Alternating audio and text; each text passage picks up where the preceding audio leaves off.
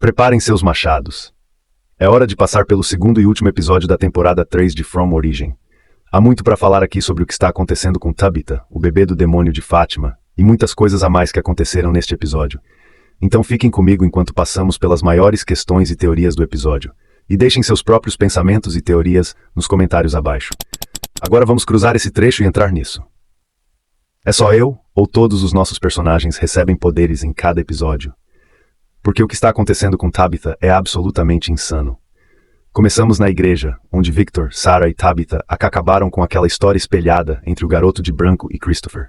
Nesse episódio, Victor terá que lidar com o fato de que ele pode ter causado a morte de sua mãe, dizendo a ela sobre salvar as crianças através da árvore de garrafas. Mas voltaremos para Victor mais adiante. Quando Tabitha pega no braço de Victor, o tempo desacelera. Mas é no fim do episódio que isso começa a ficar interessante. Estou chamando de poder. Mas o que é isso? Enquanto andam com Julie em busca de Fátima, Tabitha vê uma das crianças Ankui, que os leva ao galpão de raízes. Não é claro se essa criança quer que Tabitha descubra Fátima, Victor ou ambos. Sem dúvida, Tabitha acaba abraçando Victor e experimentando o que só pode ser descrito como um flashback ou memória. Há muito a fazer aqui. Tabitha é Eloise, Miranda, ou ela é outra coisa? Vamos lidar com isso aos poucos. Poderia Tabitha ser Eloise? Estou colocando isso como um provavelmente não. Na minha opinião, a jovem atriz que interpreta Eloise não parece com Tabitha com seus cabelos ondulados, olhos pretos, e não parece com a atriz que interpreta Tabitha. Henry certamente reconheceria ela se isso fosse o caso. Além disso, a jovem versão do sonho de Tabitha não parece com Eloise e Victor, e Tabitha não são quase da mesma idade. Poderia Tabitha ser Miranda? Isso é uma possibilidade. Não no sentido de que ela é fisicamente Miranda, mas ela é sua sucessora espiritual. Lembre-se que Henry foi contado pela Miranda que ela disse que havia uma longa linha de pessoas que até aquele momento tinham falhado em salvar as crianças. Se você é um crente da teoria dos ciclos como eu sou, Tabitha é a versão de Miranda deste ciclo, e é possível que suas memórias sejam ligadas.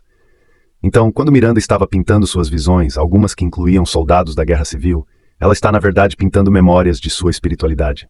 Ela também tentou salvar as crianças. Tabitha e Miranda tinham muito em comum. Eles tinham visões das crianças Ankui. Eles viram a cidade em seus sonhos antes de chegarem lá. Eles fizeram estilo de braceletes para seus maridos. E a música favorita de Henry e Miranda foi a mesma música que Jean e Tabitha fizeram na primeira dança em seu casamento. Nós também conseguimos ver o que poderia ser a morte de Miranda, o monstro favorito dos fãs, Sorriso. No entanto, eu não tenho certeza que ela esteja morta. Eu posso ver ela tirando ele para fora, ou alguém mais salvando ela, como Christopher ou Eloise, antes de ela entrar na árvore. O mistério aqui é Eloise. Ela perseguiu sua mãe e nunca foi vista de novo. Talvez ela e Miranda tenham feito isso juntas. Então, o que isso significa para o futuro? Pode Tabitha alcançar mais destas memórias? E se sim, como? O garoto de branco disse que as respostas a este lugar estão no início.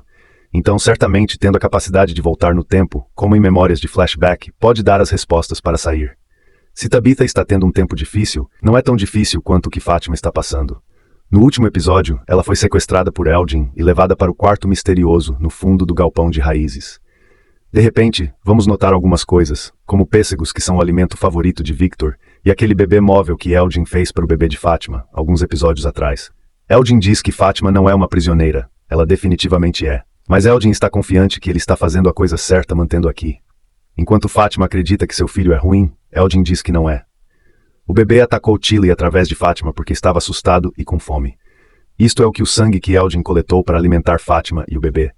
Ela beber um monte disso e no próximo dia sua barriga será visivelmente maior. Esse bebê vai crescer muito rápido. Como eu disse no meu último vídeo, eles não vão mantê-la fechada aqui por 9 meses. Elgin acredita que esse bebê é bom porque foi no dia em que ele descobriu que Fátima estava grávida. Foi no mesmo dia que ele lembrou do seu sonho, que de alguma maneira acabou salvando Julie, Randall e Marielle. Essa memória, o sonho que ele teve, foi sobre um garoto de branco repetindo a frase: aqui eles vêm para 3, a menos que você pare a melodia. O que a motorista do ônibus reconheceu como uma cantiga de Minar antiga, fazendo com que Boyd a destruísse a caixa de música. Isso é meio intrigante para mim, eu ainda estou desconfiado que esse bebê não é uma coisa boa. Também é muito suspeito quando no flashback de Donna, Fátima tem seu aniversário de 1º ano na cidade, que Fátima está vestindo uma camiseta quase idêntica àquela vestida de Mia Farrow no Baby de Rosemary. Um filme sobre uma mulher que está grávida de Satanás. Fátima tenta escapar, e eu me pergunto se esse corte que ela dá a Elgin vai fazer algum sentido mais tarde. Eu pensei que Alice iria desconfiar das intenções de Elgin enquanto eles conversaram, mas parece que isso não aconteceu. Ligada à história de Fátima, esse episódio é de Sarah. Ela não ouviu nenhuma das vozes na cabeça dela, desde o final da segunda temporada. Mas o que está na cabeça dela faz algo muito estranho. Por um lado, essas vozes a assustam, rindo de que elas estão basicamente enganadas e tentando encontrar Fátima. Mas por outro lado, isso divulga algumas informações importantes. Por que essas vozes dizem a ela que Fátima está perto? Isso poderia ligar a essa ideia de esperança. A esperança é o que o alimenta o mal dessa cidade. Então eles querem dar à cidade esperança antes de destruí-la. E falando em esperança, Boyd dá essa espécie de discurso de esperança para toda a cidade. Talvez esse seja o plano dessas entidades malignas dessa cidade, dar esperança a todos. Isso é tipo dos produtores de Lost, adicionar uma porta de escotilha a essa altura da série. Como se essa série não pudesse ficar mais estranha, há essa caixa metálica grande na parte de baixo, que parece ser a única maneira de Fátima sair desse local. Eu me pergunto se isso vai levar a algum dos túneis abaixo da cidade, ou uma estrutura diferente de todos os lados. Com Tabitha e Julie perto, a mulher de kimono fisicamente fica em cima de Fátima e a evita que ela grite. Então será interessante ver o quanto mais tempo Eldin pode mantê-la aqui antes de abrir a porta da escotilha. Victor, sentindo que é responsável pela morte de sua mãe, vai para a casa colônia, jogando muita coisa antiga fora pela janela. Ele diz a Clara que guardou essa coisa, esperando que elas o ajudassem a lembrar, mas agora ele não quer lembrar de nada. Ele pega um machado, com a intenção de cortar uma árvore. E não apenas uma árvore, a árvore de garrafas que sua mãe foi na noite de sua morte. Mas enquanto ele está cortando, o garoto de branco aparece. Victor nota que o garoto de branco mudou. Esse é o jeito da série de dar uma razão pelo porquê o ator que interpreta o garoto de branco está ficando mais velho quando deve ficar da mesma idade. O garoto diz que a árvore é importante, e ele tentou ajudar a cidade com Christopher, mas isso não funcionou. Portanto, as pessoas têm que aprender por si mesmas. É uma conversa realmente frustrante porque não responde muito. Além disso, Victor sempre considerava o garoto um amigo, mas não está recebendo respostas dele. Se Victor realmente quer ajudar o garoto de branco, que ainda não sabemos se é bom ou ruim, então o garoto diz que não deve cortar essa árvore. Falando em árvores, Jade decide fazer a sua própria árvore de garrafas. Por quê? Ele pensa que fazendo uma pode dar-lhe uma dica para descobrir os números. Eu realmente não segui o que ele está pensando aqui, mas acho que é melhor do que nada. Jade também experimenta uma visão de Christopher pegando Jasper. Jade viu Christopher uma vez antes e Jasper algumas vezes, o último sendo nos túneis no final da temporada 2. Se você acredita nessa teoria de ciclos como eu, Jade provavelmente seria o sucessor espiritual de Christopher. Ambos os homens ficaram obsesionados com esse símbolo. Há uma pequena conversa entre Jade e Henry, em que Jade diz a Henry que ele não consegue resolver Victor, porque Victor não está quebrado. Victor é o produto do que este lugar fez com ele. Jade diz que ele está voltando para o bar. Estou curioso se é para beber, porque Tom disse a ele que se ele quiser descobrir coisas sobre esse lugar, é melhor que ele ficasse sóbrio. As coisas não estão indo bem para o Boyd também. No início do episódio, ele vê seu Parkinson agindo, algo que ele não disse ao seu filho. Começou no momento em que ele e Sarah foram para os rios, e agora parece que está ficando pior, com sua perna perdida. Esse desenvolvimento o promove a pedir a Kenny para ser o seu sucessor. Ele quer alguém que ele possa confiar, que possa levar a cidade quando ele for embora. E ele não quer ver uma pessoa com a cabeça quente como Acosta tomando o lugar. No meu último vídeo, eu mencionei ouvir um rumor que havia uma razão por que os escritores não revelaram o nome de Acosta. E eu acho que seria engraçado se Acosta fosse o sucessor espiritual para a esposa de Boyd, Abby. Acosta e Abby são mulheres fortes, com um background em policiais ou militares. Abby era da Marinha, conhecida como Iron Abby. Boyd fala a Donna sobre o desaparecimento de Fatima. Donna é a única, além de Alice e Eldin, que sabe que Fátima foi responsável pelo assassinato de Tilly. No entanto, Donna decide manter esse segredo para reivindicar a cidade para encontrá-la. Ela sabe que Fátima não teria matado Tilly sozinha, e a cidade precisa da misericórdia que Fátima oferece. Donna é confrontada por Acosta, que não desiste quando se trata de perguntar sobre esse lugar.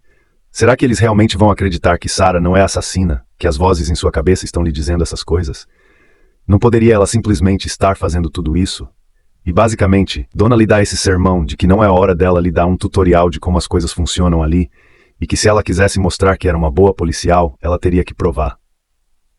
Julie se recuperou da sua jornada misteriosa através da masmorra do Martin no último episódio, mas mentiu sobre isso para os outros. Jean e Tabitha ambos sentem que ela está pegando algo de volta. Mas o que eu achei mais intrigante sobre essa cena foi Mariel. Ela é a que pergunta, "Você não se lembra de nada mais?" E dá essa olhada estranha quando sai da sala. Eu tenho minhas desconfianças sobre essa garota toda a temporada desde que ela começou a dar medicamentos misteriosos para Fátima. Jean, no entanto, toma essa oportunidade para interrogar Randall sobre o que ele estava fazendo com sua filha. Vamos ver Randall sofrer pelo som das cigarras, que convenientemente pararam assim que Jean entra.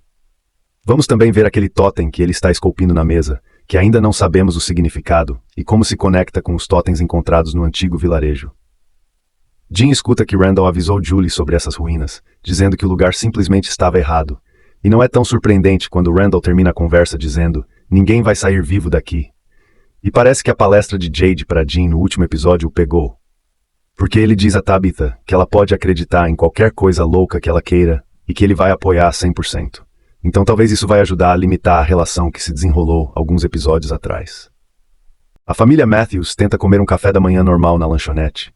Se você quer um detalhe completo sobre o que esse quadro diz, veja o Mima Análise do trailer do episódio 9. Mas para resumir, são palavras de Emily Dickinson, que falam sobre esperança e tempo. Nós descobrimos que Ethan se culpou pela convulsão de Julie. Foi ele que contou a Julie sobre essa história sobre cruzar o limite.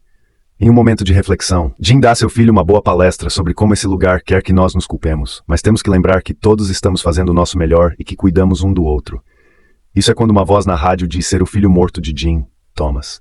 E Jim e Ethan ignoram isso, com Ethan dizendo que não é Thomas.